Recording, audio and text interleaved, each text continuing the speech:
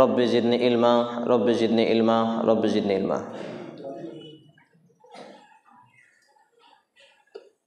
সমস্ত প্রশংসার মালিক একমাত্র আল্লাহ রাব্বুল আলামিন, যার প্রশংসা শেষ করা অসম্ভব। সেই আল্লাহ রাব্বুল আলামিনের প্রশংসা করার লক্ষ্য এবং উদ্দেশ্যে আমরা আন্তরিকতার সাথে পাঠ করি, আমরা বলি আলহামদুলিল্লাহ।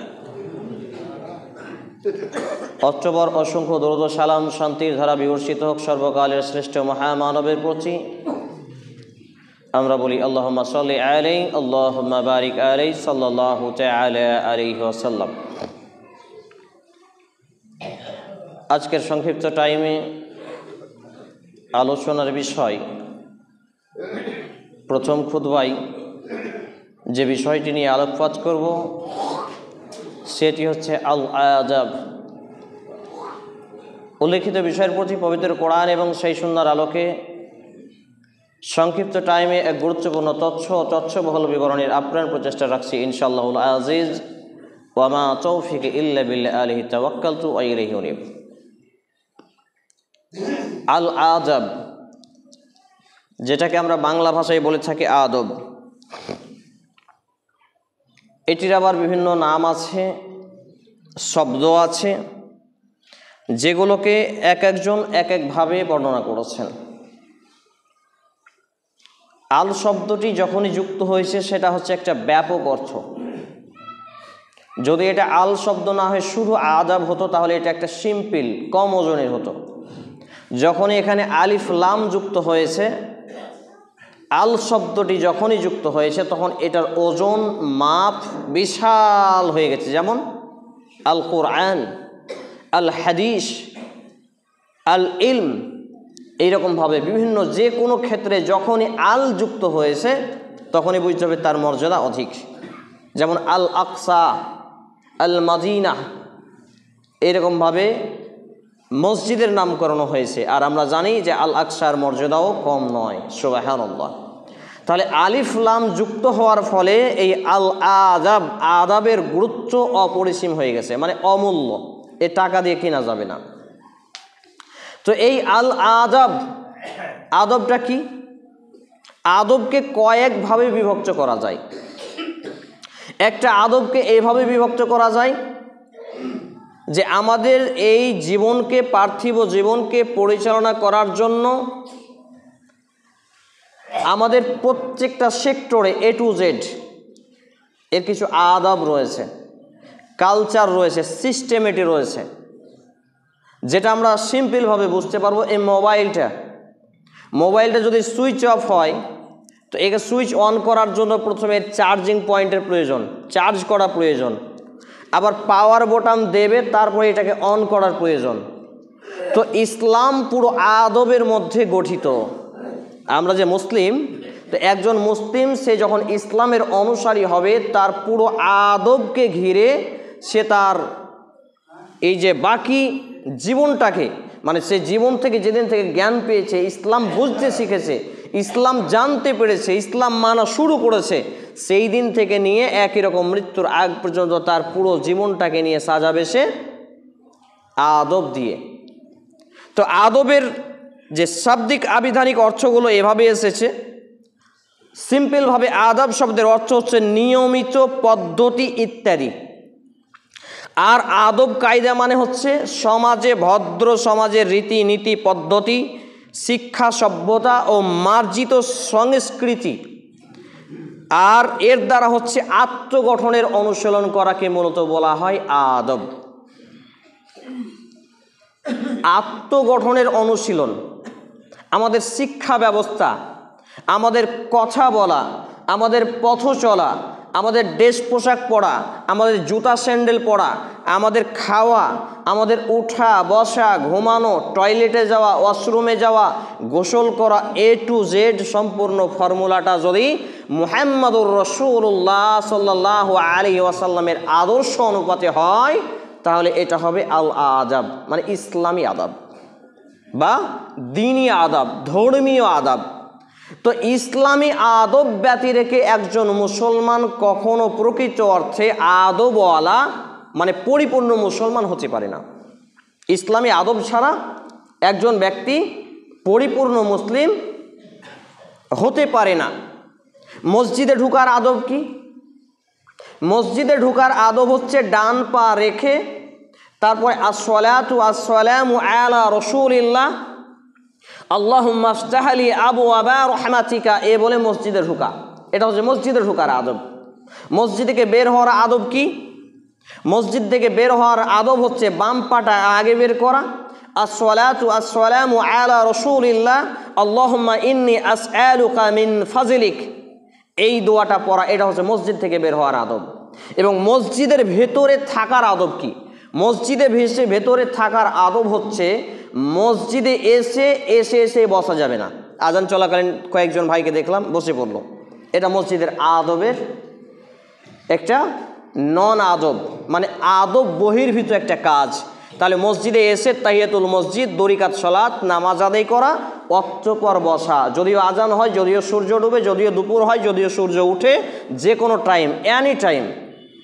তাহলে এটা হচ্ছে মসজিদের আদব। আর মসজিদের আদব কি? মসজিদকে হাট, বাজার, বাড়ি ঘরের মতো এই রকম করা যাবে না। বোঝাতে পারছি না? মসজিদটাকে হাট, বাজার, বাড়ি ঘর এর মতো করা যাবে না। কি করতে হবে?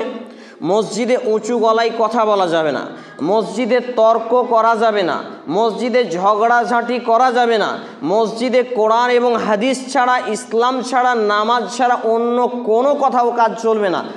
এটা আদব হচ্ছে মসজিদের মাইকে মৃত সংবাদ প্রচার করা যাবে না।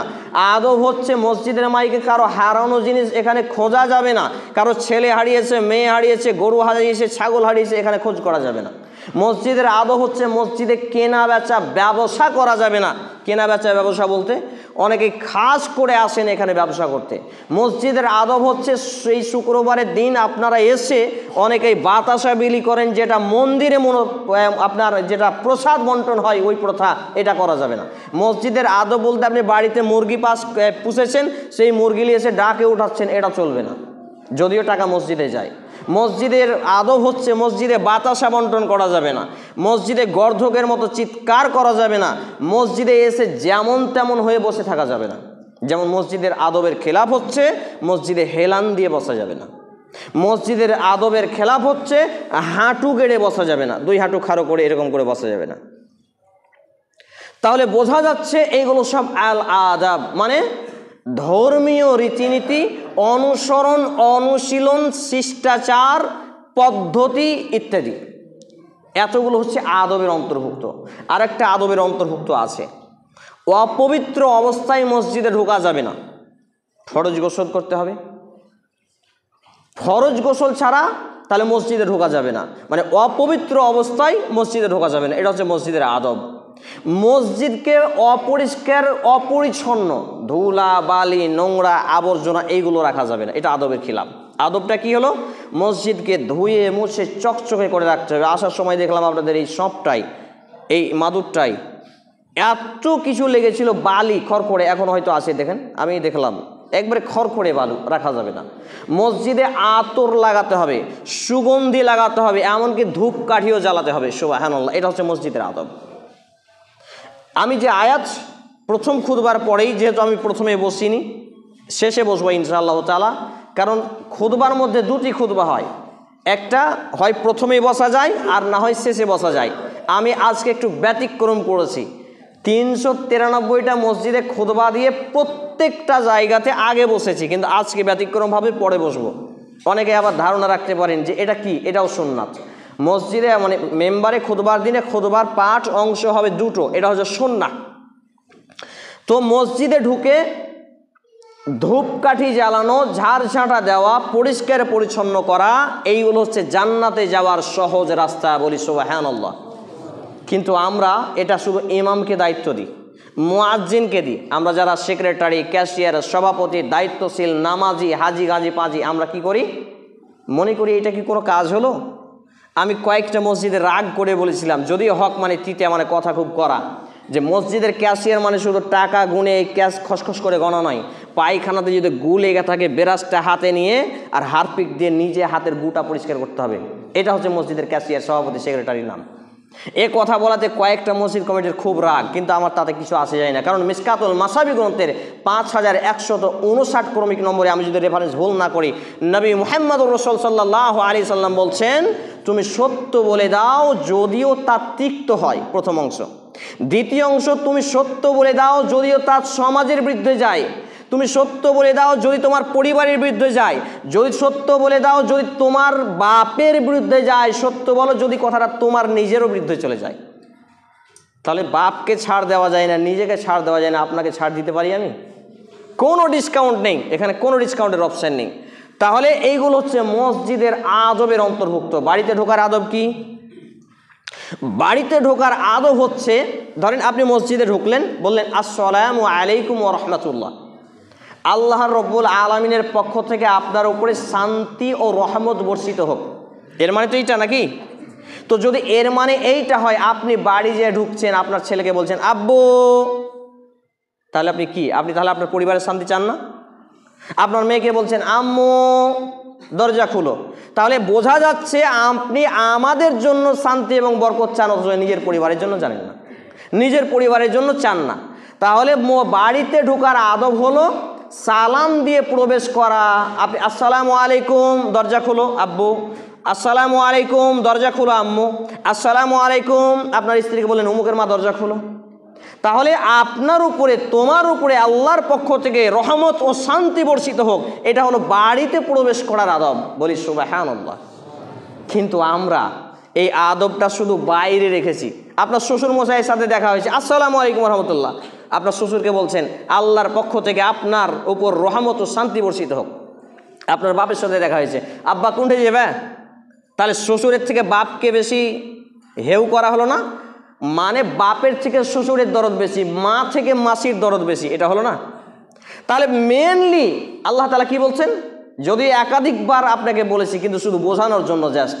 সূরা তারিম 66 নম্বর সূরা, আয়াত নম্বর 6, ইয়া আইয়ুহাল্লাযিনা আমানু, হে ঈমান ওয়ালারা, কু আনফুসাকুম, তুমি নিজে বাঁচাও, ওয়া আহলিকুম নার, তোমার পরিবার পরিজনকে বাঁচাও। তাহলে আমাকে নিজে এবং নিজের পরিবারকে গঠন করতে হবে। তাহলে আমি অন্যকে যখন দেখা হচ্ছে সালাম দিচ্ছে, আমি বলছি না অন্যকে সালাম দিবেন না, তবে এই সালামটা তো নিজের পরিবার থেকে হওয়া উচিত। জি, এটা ইসলামী আদব। যেই বিষয়গুলো নিয়ে সাধারণত আলোচনা করা হয় না, যেই বিষয়গুলো নিয়ে মানুষ সচেতনতায় হুঁশ ফিরে না এখনো। আপনার সাড়ুনো ভয়রা বলে, তার সঙ্গে আপনার দেখা হয়েছে, আপনার শালিকে ফোন করেছেন, আসসালামু আলাইকুম শালি কেমন আছো, অথচ আপনার স্ত্রীর কাছে যাকে নিয়ে আপনি আনন্দ পান, তৃপ্তি পান, আপনার জৈবিক চাহিদা নিবারণ করেন, আপনার এই স্ত্রীকে আপনি বলেন না আসসালামু আলাইকুম বেবিজান কেমন আছো। একবার বলেই দেখেন কত খুশি আর কত আনন্দ পান। যারা বিবাহিত আছেন, একবার স্ত্রীকে সালাম দিয়েই দেখেন কত মজা, কত স্বাদ। কিন্তু বৈধ কাজে আমরা স্বাদ নিই না। কিন্তু আপনার বিবিকে বলছেন অমুকের মা একটা ফিল্ম লোড করেছি দেখবা। এই হচ্ছে আমাদের চরিত্র। তাহলে এটা হচ্ছে আদবের পরিপন্থী এবং এটা হচ্ছে ইসলামিক আদব বহির্ভূত। এই আদবটা বা এই শিষ্টাচারটা হচ্ছে ইহুদি এবং খ্রিস্টানদের শিষ্টাচার। এর বিপরীতে ইসলামী আদব বা আল আদাব হলো যে আমি আমার পরিবারেও সালাম প্রদান করব। সুবহানাল্লাহ। এবং এর বেনিফিট কি? নবী মুহাম্মদ রাসূল সাল্লাল্লাহু আলাইহি সাল্লাম, তার আগে একটি ছোট্ট কথা বলি। আল আদাব, আদাবুল মুফরাদ, এই নামে ইমাম বুখারী রাহিমাহুল্লাহ একটি গ্রন্থই রচনা করেছেন। সুবহানাল্লাহ। ইমাম বুখারী রহমাতুল্লাহ আলাইহি একটা কিতাব রচনা করেছেন যেটা শুধু আদব দিয়ে ভর্তি, শুধু আদব। আমি অবাক হই, মানুষের সাথে কথা বলবেন কিভাবে, বাপ মায়ের সাথে লেনদেন করবেন কিভাবে, শুধু আদব দিয়ে ভর্তি। ছোটোর সাথে কিভাবে, বড়োর সাথে কিভাবে, সব আদব। কিন্তু এই আদবগুলো আমাদের সামনে তুলে ধরা হয় না। এইগুলো শুনে অনেকে মজা পায় না। আমি যদি সুর করে বলি, ও আমার ভাইরা, আমার বাবাজিরা, একটু কণ্ঠ দিয়ে যদি হেলিয়ে দুলিয়ে বলি, হ্যাঁ বক্তা খুব ভালো, খুব ভালোই বোঝাতে পেরেছে, কিন্তু সুর নেই, মানে গলায় রস নেই, কথা মানে হক মানে আবার তিতে গায়ে জ্বালা করবে, এই জন্য মানুষের ধরে কম। 2 নম্বর কথা, তাহলে অনুশীলন করা, আত্মগঠন, সংস্কৃতি এবং অনুশীলন। অনেকটি পয়েন্ট আছে, সবাই কিন্তু খুব মানে শর্ট, যেহেতু জুমার দিন এই জন্য আলোচনা এগুলো পেশ করা যায় না বেশিক্ষণ। সভ্যতা, সংস্কৃতি, অনুশীলন এবং আত্মগঠন, এই পয়েন্টগুলো নিয়ে আলোচনা করতে গেলে প্রায় 4 ঘন্টার প্রয়োজন। আমার এইটুকু জ্ঞানেই 4 ঘন্টা আলোচনা করতে পারবো ইনশাআল্লাহ, টানা। সভ্যতা হলো ওইটা যেইটা হলো ইসলামী সভ্যতা, বোঝাতে পারছি না, শরিয়া ভিত্তিক সভ্যতা। একটা হচ্ছে সভ্যতার নগ্নতা, দেখতে পান না আধুনিকতার সভ্যতা, আপনার মেয়ে, আপনার বোন, আপনার স্ত্রী একটা ব্লাউজ পরেছে যেটা শুধুমাত্র ছাতি ঢেকে থাকে, সিন্না বক্ষ যুগল ঢেকে থাকে, বাকি পেট উদাম, ভুঁটি উদাম, পিঠ উদাম, সব উদাম। এটা হচ্ছে নগ্নতা সভ্যতা। ইসলামী সভ্যতাটা কি? একটা মেয়ে কালো কাপড়ের ভিতরে পেঁচানো লুকিয়ে থাকা, ভেতরে সাপ আছে কি ব্যাঙ আছে চেনা মুশকিল, বুড়ি নাকি ইয়াং সেটা চেনা মুশকিল। এটা হচ্ছে ইসলামী সভ্যতা। কিন্তু এই নোংরা নগ্নতা সভ্যতা হচ্ছে আপনার মেয়ে, আপনার স্ত্রী 3 কাট পরে, 2 কাট পরে, আর কিছু পরে, আর কিছু পরে, কিন্তু তার শরীরের অঙ্গ প্রত্যঙ্গ জাতিকে প্রদর্শন করে। এটা হচ্ছে নগ্নতা সভ্যতা। তাহলে সভ্যতার বহু ভাগ আছে, একটা হচ্ছে ইসলামী সভ্যতা, বাকিগুলো এক একটা কৃষ্টি কালচারে এক একটা সভ্যতা। 2, সংক্ষিপ্ত টাইমের জন্য সংক্ষিপ্তভাবে জাস্ট উদাহরণ দিচ্ছি যে সভ্যতা, এর আগে আছে শিক্ষা।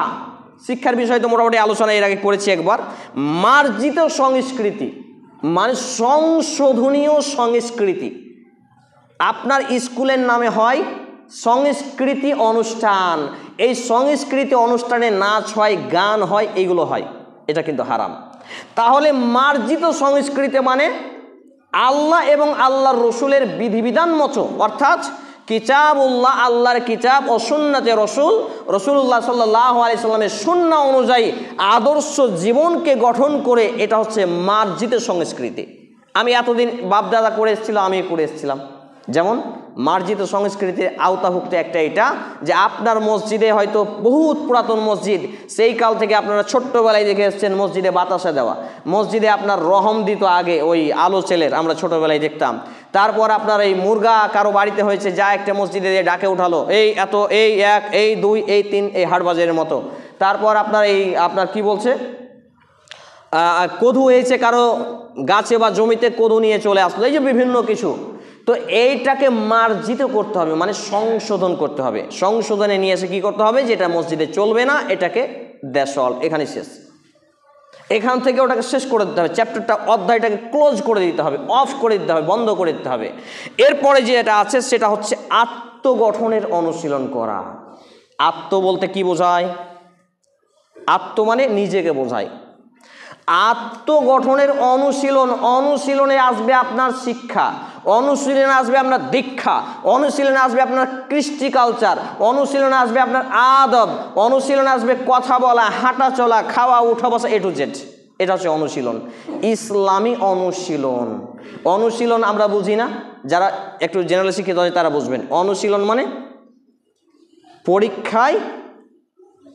পরীক্ষা সূচক যে জিজ্ঞাসা চিহ্ন আছে এটাকে অনুশীলন বলে না, মানে প্রশ্নপত্র, এটা হচ্ছে অনুশীলন। এর উত্তর নিয়ে আসতে হবে, মানে কোনটা চলবে কোনটা চলবে না, আত্মগঠনের জন্য, আমাকে গঠনের জন্য, আমাকে জাহান্নাম থেকে বাঁচানোর জন্য, আমার পরিবারকে জাহান্নাম থেকে বাঁচানোর জন্য। তাহলে এটা হচ্ছে পয়েন্ট নম্বর 1 শেষ হলো। পয়েন্ট নম্বর 2, আমাদের দেশীয় ভাষায় বিনম্র, নম্রতা, ভদ্রতা, সভ্যতা, কৃষ্টি, শিক্ষা, নৈতিকতা, মানবিকতা ও শোভনতা ইত্যাদি গুণাবলী যে ব্যক্তির মধ্যে বিদ্যমান থাকে তাকে মুআদ্দাব, শালীন, ভদ্র ও সুশিক্ষিত বলে। আর এসব গুণাবলীর মধ্যে বিদ্যমান নেই তাকে বলে বেয়াদব, অশালীন, অভদ্র, অসভ্য। পয়েন্টগুলো খুঁজতে গিয়ে রাত্রি প্রায় 12:30 বেজে গেছে। তা আমার মেয়ে বলছে, আব্বু ঘুমাবেন না? তাই বললাম যে আজকে যদি ঘুমিয়ে যায় তো এই বিষয়টা আলোচনা করতে পারবো না। মানে আমার একটা মজার বিষয় হচ্ছে যে মানুষের কাছে যখন আলোচনা করব নতুন নতুন সাবজেক্টে, এতে কী হবে, মানুষের শিক্ষাটা বাড়বে। এই বিষয়গুলো নিয়ে আমি দেখেছি। আমি মাঝে মাঝে খুতবা দিতে যাই না, বাড়িতে বসে থাকি। কেন? কোন মসজিদে কি খুতবা হচ্ছে মাঝে মাঝে যাই এবং তাদের খুতবাগুলো শুনি। জগা খিচুড়ি মার্কা প্রায় কি যে আলোচনা করে, উঠে আগে 2টা গাজাল মারল, টান দিয়ে গাজাল মেরে ওখানে 10 মিনিট শেষ, উঠেই আপনার কিস্সা কাহিনী শুরু করে দিল, একবারে টান দিয়ে বক্তব্য, 2টা একটাও ইসলাম শিক্ষার কোনো অপশন আমি খুঁজে পাই না। চিন্তা করি ভাই কি হচ্ছে এইগুলো। তো ঘটনা হচ্ছে যে এখানে যে 2 নম্বর পয়েন্ট আমরা বললাম সভ্যতা, শালীনতা, শালীনতা মানে অশ্লীল নয়, ওয়াশালীন নয়, শালীন বলে সেইটাকে যেটা হচ্ছে সমাজ শরিয়া ভিত্তিক সমাজ মেনে নেই। আজকে কিন্তু আমার আপনার সমাজ শরিয়া ভিত্তিক নয়, তাই আমার আপনার সমাজে মদ খাওয়াকে মেনে নিয়েছে, মানেনি? মদ খাওয়াকে মানেনি সারাদিন কেউ?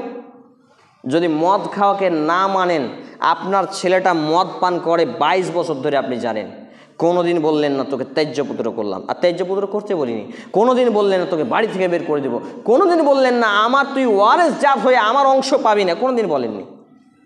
আপনার যে ছেলেটা নামাজি, দাঁড়িয়ে আছে, ভালোভাবে ইসলামকে মানতে চায়, সেই ছেলেটা একটু 19-20 বলছে, একটু 19-20 করেছে, আপনি চায়ের দোকানে বলছেন আমার এই বেটাটা ফতুয়া দেয় খুব, কিন্তু আমলে নেই। ও বাপের সঙ্গে কিভাবে কথা বলতে হয় জানে না, ও মায়ের সঙ্গে কিভাবে কথা বলতে হয় জানে না।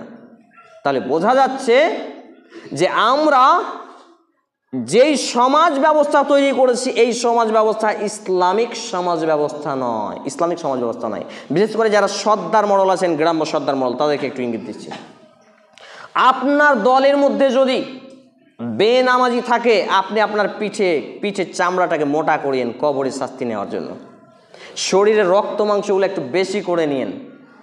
আপনার দলে যদি বেনামাজি, লুচ্চা, লাফাঙ্গা, চোর, ডাকাত, তারপর আপনার সুদখোর, ঘুষখোর, হারামখোর কেউ থাকে, আপনি শরীরটাকে কাজু বাদামের ছাত্তু খেয়ে হলেও একটু হিষ্টপুষ্ট করিয়েন, কারণ কবরে ফেরেশতা মোগর নিয়ে বসে আছে পিটানোর জন্য। এটা ইসলামী সমাজ ব্যবস্থা নয়। সর্দার মডেলই এইটা আপনাকে দায়িত্ব ইসলাম দেয়নি, আল্লাহ দেয়নি, আল্লাহ রসুল দেয়নি। এ কথা বলাতে আমি আমার জ্ঞান হওয়া থেকে কোনো সর্দার মডেলের আন্ডারে নেই। আমাকে এক সর্দার মডেল ডেকে বলছে তুমি আমাদের দলে চলে এসো, তবে ফতুয়া দিতে পারবে না। শর্ত দেখেন, আমাদের দলে চলে এসে ফতুয়া দিতে পারবে না। আমি ফতুয়াগুলো কি শুনি, তো বলছে তুমি যে বলেছো বেটা ছেলে বেটি ছেলে পাশাপাশি কবর দিচ্ছি আমরা কবরস্থানে, এইটা ফতুয়া তুমি দিতে পারবে না। আমি তারপর তো তুমি যে বলেছো ফেতরা খাদ্যদ্রব্য দিতে হবে, এইটা বলতে পারবে না। আমি তারপর তুমি যে বলেছো বেনামাজি সর্দার মডেলের দলে থাকবে না, এটা বলতে পারবে না। আমি সবই যদি বলবো না, তাহলে আমি হাতে চুড়ি পরে, কান ফড়িয়ে, নাক ফড়িয়ে আর শাড়ি পরে কি বেটি ছেলে হিজড়া সাজবো? এ কথা বলাতে চুপচাপ, আর কোনো বক্তব্য নেই। তখন আমাকে বলছে, আমার বাপকে গিয়ে বলছে, আমার বাপ মৌলভী সাহেব আপনার বেটা যেভাবে বলছে ওকে ফিরানো মুশকিল, ও আপনার থেকে একটু বেশি বুঝে। আমি কি বেশি বুঝলাম না কোরআন হাদিস বুঝলাম? আমি কোরআন এবং হাদিস বুঝেছি। আপনাকে কে বলেছে সর্দার এবং মরলি চালাতে, যেখানে আপনার ইসলামের হস্যই পর্যন্ত নেই, ইসলামের প্রথম অক্ষর পর্যন্ত নেই, সেখানে আপনাকে কে বলেছে? বলছে দুনিয়া চালাতে গেলে করতে হয়। খাল ফেতরার টাকা আপনি জমা করছেন, বন্টন করছেন নিজের মার্জি মতো, আপনি ফেতরা নিচ্ছেন খাদ্যদ্রব্যের পরিবর্তে টাকা, আপনি যা ইচ্ছা তাই করছেন, এইগুলো ইসলামী আদবের পরিপন্থী। তাহলে দল যদি করতে হয়, শর্ত এই আমার দলে যারা সদস্য থাকবে বেনামাজি থাকবে না, নাম্বার 1। 2, আমার দলে যারা থাকবে তারা কোরআন পড়তে শিখতে হবে। 3, আমার দলে যারা থাকবে তারা মদ পানকারী থাকবে না। 4, আমার দলে যারা থাকবে তাদের মা, বহিন, বেটি, স্ত্রী যাতে বেপরদা না থাকে। একটা সর্দার হারিকেন জ্বালিয়ে দিনের বেলা খুঁজে পাবেন না।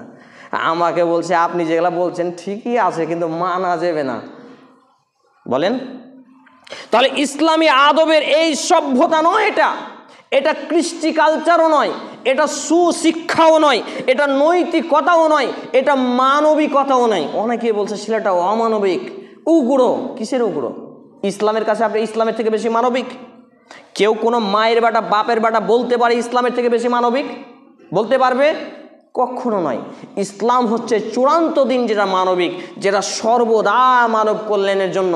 অন্যান্য ধর্ম আপনাকে ফায়দা দেখাবে দুনিয়া পর্যন্ত, কিন্তু ইসলাম আপনাকে ফায়দা দেখাবে কোথা পর্যন্ত? জান্নাত পর্যন্ত। সুবহানাল্লাহি ওয়া বিহামদিহি সুবহানাল্লাহিল আযীম। তাহলে আমাদের মৃত্যুর পরের অনন্ত জীবন পর্যন্ত সঠিক পথের দিশা দেয় ইসলাম। তাহলে এটা মানবিক নাকি ওইটা মানবিক? বোঝাতে পারছি না। আপনাকে একটা লোক বলছে তুমি আমার বাড়িতে যাও, আমার বাড়িতে গিয়ে 7 দিন থাকবা, 7 দিনে মাছ মাংস সবই খেতে দেব, তারপরে কিন্তু না খিলিয়ে রাখবো, এটা ভালো হলো? আরেকজন বলছে যে না তুমি এই নীতিটা মানো, তোমাকে প্রতিদিনই খেতে দেব, কিন্তু নুন আলু ভাত খেতে দেবো, এইটা খেলে তোমার সারা জীবন পুষবো। তো কোনটা ভালো হলো? তাহলে ইসলাম বলছে মরার পরের জীবনটাও তোমার সুখী করব, আর বাকিরা বলছে তোমাকে দুনিয়াতেই সুখী করব। তাহলে কোনটা নেবেন? ইসলামেরটা নিতে হবে। যদি ইসলামেরটা নিতে হয় তাহলে ইসলামে ফিরে আসতে হবে। তাহলে এই যতগুলো ব্যবস্থাপনা আছে, সর্দার মরলি আছে, মসজিদে কমিটি ডিপার্টমেন্ট, মাদ্রাসা কমিটি ডিপার্টমেন্ট, তারপর কবরস্থান পরিচালনা করা, তারপর ঈদগাহ পরিচালনা করা, এই চারিদিক মিলিয়ে আপনি ইসলামের অংশ খুঁজে পাবেন না। এই কথা বলাতে এক জায়গার থেকে আমাকে ফোন দিচ্ছে, তোকে 24 ঘন্টার মধ্যে গুলি মেরে দেবো। আমি বললাম ঠিক আছে, তুমি সময় দাও, আমি ওই জায়গায় আসছি। আল্লাহর কি কাম, আল্লাহর সব ক্ষমতা শক্তি। 10 ঘন্টা হলো আমার হাত ধরেছে, দাদা আমি ভুল করেছিলাম, মালদার ছেলে, যে আমি বুঝতে পারিনি, আপনি ক্ষমা করে দিন। এবার আমার তো কোনো ক্ষমতা নেই ভাই, ক্ষমতা তো সব আল্লাহর, যা করেছে আল্লাহ করেছে, আমি তো ছোট্ট মানুষ। তো ঘটনা হচ্ছে, দুনিয়াতে মাস্তানি দেখিয়ে ইসলাম পরিপন্থী আদব গঠন করবেন না, এটা ইসলামী আদবের খিলাফ। মাস্তানি আমার এবং আপনার কতক্ষণ চলবে? হাত্তা যুরতুমুল মাকাবির, হাত্তা যুরতুমুল মাকাবির। সূরা তাকাসুর 102 নম্বর সূরার 2 নম্বর আয়াত। যতক্ষণ আমি এবং আপনি কবরে পতিত না হচ্ছি ততক্ষণ মাস্তানি। একটা লুচ্চা কতক্ষণ পর্যন্ত তার লুচ্চামি খাটবে? যতক্ষণ তার কাছে মালাকুল মউত না আসে। একটা গুন্ডা, ডাকাত, চোর, ছাচ্চোর, বেনামাজি কতক্ষণ পর্যন্ত? দুনিয়াতে যতক্ষণ বেঁচে আছে। কিন্তু একটা ভালো মানুষ কতক্ষণ পর্যন্ত? জান্নাত পর্যন্ত। বলা যাবে না সুবহানাল্লাহ? তাহলে কি মজার বিষয় বলেন তো, আমরা ভালো না হয়ে মুক্তি আছে? তাহলে আল আদব এটা হচ্ছে শালীন, ভদ্র, সুশিক্ষিত, এটা আমাদের সামাজিক ভাষায় বলে। আর ওয়া এটাকে, এর বিপরীতটাকে কি বলে? অভদ্র, জানোয়ার, ছাগল মার্কা, বলদ মার্কা, এটা কাকে বলে? একটা ঘটনা বলি তাহলে বুঝতে পারবেন আমাদের সমাজ কতটা সভ্য না অসভ্য। একটা বাপ তার বেটাকে বলছে, বেটা বেড়িতে ধরে এলিয়ে আয়। তো ওই ছোট্ট ছেলে, পুটপুটে ছেলে, বুজুর্গ ছেলে, বুঝলেন তো, বলছে আমার বাপ এটা কি খায়, চকলেট খায় নাকি ললিপপ খায়, কি টেস্ট? একদিন টান মেরেছে, নিয়ে আসতে খুঁকছে। তোর বাপ দিয়েছে 2 চড়। সাইড থেকে ওকে বলা হলো, কেন মারলা? তো যে এইটুকু ছেলে দেখো বিড়ি ধরিয়ে, ও বিড়ি ধরাতে পাঠিয়েছে, যদি খেয়ে নিয়েছে। তা আমি বলছি, বেয়াদব, তোমার হুঁশ নেই যে তুমি বিড়িটা ধরাতে পাঠিয়েছো কাকে? তো তুমি যদি বেড়ি, ওকে তখন আমি ফতোয়া দিলাম, বেড়ি হালাল না হারাম? তো বলছে, বেড়ি যদি হারাম হয় তো বানবো কি, খাবো কি? তা আমি বলছি ঠিক আছে, তাহলে বেড়ি হালাল না হারাম? তো বলছে, মৌলবীরা তো ফতোয়া দিচ্ছে হারাম নয়। তাই বলছি, এক কাজ করো, তোমার বাড়িওয়ালিকে ডাকো, তোমার বেটিটাকেও ডাকো, তোমার বেটাকে ডাকো, চারিদিকে একসাথে বসে ভাত খাই না? তো বলছে হ্যাঁ। তো একসাথে বসো, আব্বু তুমি 2টা লাও ললিপপ, আম্মু তুমি লাও, বিবি জান তুমি একটা খাও, এটা ললিপপ। তো কি করা যাবে না? যদি হারাম তো নয় রে ভাই, তো কেন করা যাবে না? তাহলে বোঝা যাচ্ছে আমরা তালে মাতাল বেতালে ঠিক। ইসলামী আদবের খেলাফ চলে চলে আমাদের জীবনটাকে নর্দমা, পচা আলু, পচা পেঁয়াজের মতো দুর্গন্ধময় করে দিয়েছে। ইসলামী শিক্ষার জন্য মৌলভী সাহেবকে এসে বলেছি কখনো যে, মৌলভী সাহেব আমি এইভাবে জীবন চলি, ইচ্ছা হচ্ছে ভালো হওয়ার, কিন্তু কিভাবে ভালো হবে একটু বলে দিন? বলি, অনেকগুলো কথা ছিল, অনেকগুলো, এবং হাদিসও কিছু নোট করে নিয়ে এসেছিলাম। শুধু বাংলা এবারটা না বলে বাংলা অনুবাদটা বলে দিই, তাহলে বুঝতে পারছেন। নিশ্চয়ই উত্তম চরিত্র, ভালো ব্যবহার, পরিমিত ব্যয় মানে যথাসাধ্য দান, মধ্যম পন্থা করা নবুয়তের 25 ভাগের 1 ভাগ। জোরে সরে বলি সুবহানাল্লাহ। যারা নবী হয়েছেন তাদের 1 ছিল উত্তম চরিত্র, 2 ছিল ভালো ব্যবহার, 3 ছিল পরিমিত ব্যয়, আল্লাহর পথে, দুস্থ দরিদ্রদের পথে, মসজিদের পথে, মাদ্রাসায় পথে, লাইব্রেরিতে, দাওয়া সেন্টারে, বিভিন্ন জায়গায় দান করা, এবং মধ্যম পন্থা অবলম্বন করা, বাড়াবাড়ি না করা, ছাড়াছাড়ি না করা। কিছু ক্ষেত্রে আমরা বলছি এইটুকু পাপ, এটা কোনো পাপ হলো? এত বড় বড় মাওলানা বলেছে, এটা কি ভুল করেছে? এতদিন ধরে এত কিছু শুনে এলাম, এটা কি ভুল করলাম? এই যারা যুক্তি দেখায় তাহলে এরা হচ্ছে বাড়াবাড়ি করছে। আর ছাড়াছাড়ি কি? এটা না করলেও চলবে, এটা না করলেও চলবে। এই যারা ছেড়ে দেয়, ছাড়াছাড়ি ফতোয়া করে, এরাও বিভ্রান্ত। মধ্যম পন্থা, ইসলাম হচ্ছে মধ্যম পন্থা। যারা মধ্যম পন্থা অবলম্বন করে তাহলে এটা হচ্ছে নবুয়াতের মানে নবীদের 25 ভাগের 1 ভাগ। সুবহানাল্লাহি ওয়া বিহামদিহি সুবহানাল্লাহিল আযীম। এইগুলো হচ্ছে ইসলামিক আদব। তাহলে ইসলামিক আদবের মধ্যে পড়ে উত্তম চরিত্র, ইসলামিক আদবের মধ্যে পড়ে বা আল আদবের মধ্যে পড়ে ভালো ব্যবহার। ভালো ব্যবহার আমি আপনি কত করি একটু দেখাবো, একটু দেখাই 2-4 মিনিট।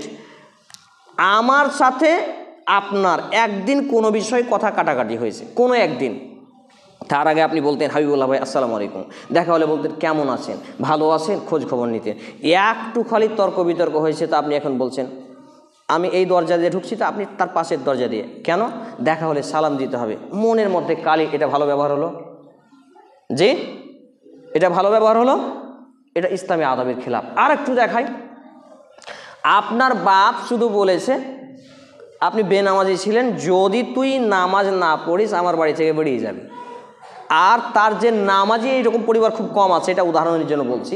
যে ছেলেটা নামাজি তাকে এসে আদর যত্ন করে মাছ মাংস দিয়ে ভাত খাওয়াচ্ছে, আপনি টুপুর টুপুর দেখছেন আর বলছেন বাপ একটা, কিন্তু বেটার প্রতি দু নজর কেনায়।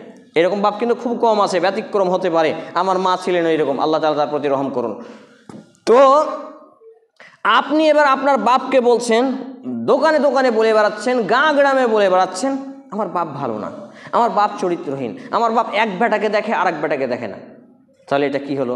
ভালো ব্যবহার হলো? কখনোই নয়।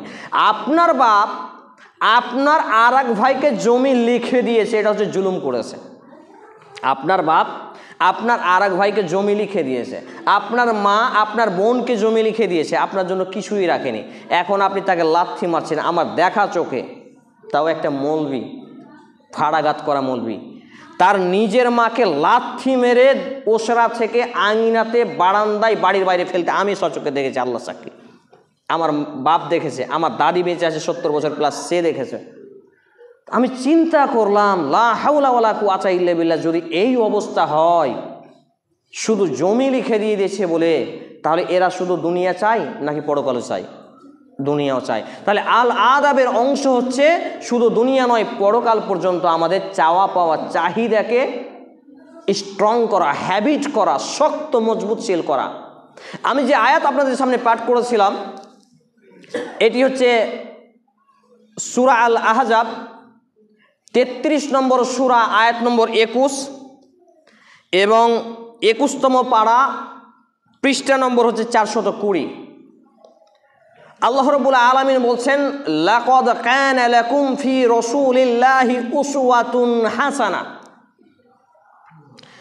তোমাদের জন্য যারা জান্নাত পেতে চায়, জাহান্নাম থেকে বাঁচতে চায়, তাদের জন্য বিশ্ব মানবতার মুক্তির দূত, কল্যাণকামীদের জন্য নবী মুহাম্মদুর রাসূলুল্লাহ সাল্লাল্লাহু আলাইহি সাল্লামের মধ্যে রয়েছে উত্তম হাসানা, আদর্শ বা চরিত্র।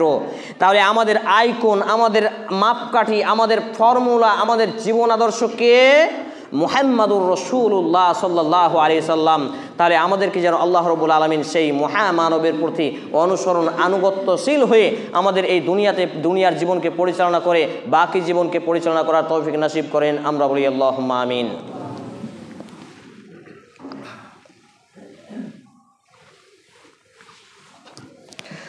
আলহামদুলিল্লাহি রাব্বিল আলামিন ওয়াসসালাতু ওয়াসসালামু আলা রাসূলিহিল কারীম ওয়া আলা আলিহি ওয়া আসহাবিহি আজমাইন, আম্মা বাদ। বিসমিল্লাহির রহমানির রহিম। কুল হুয়াল্লাহু আহাদ, আল্লাহুস সামাদ, লাম ইয়ালিদ ওয়া লাম ইউলাদ ওয়া লাম ইয়াকুল লাহু কুফুওয়ান আহাদ। اللهم صل على محمد وعلى آل محمد كما صليت على إبراهيم وعلى آل إبراهيم إنك حميد مجيد. اللهم بارك على محمد وعلى آل محمد كما باركت على إبراهيم وعلى آل إبراهيم إنك حميد مجيد. سبحان ربك رب العزة عما يصفون وسلام على المرسلين وآخر دعوانا الحمد لله رب العالمين. السلام عليكم ورحمة الله.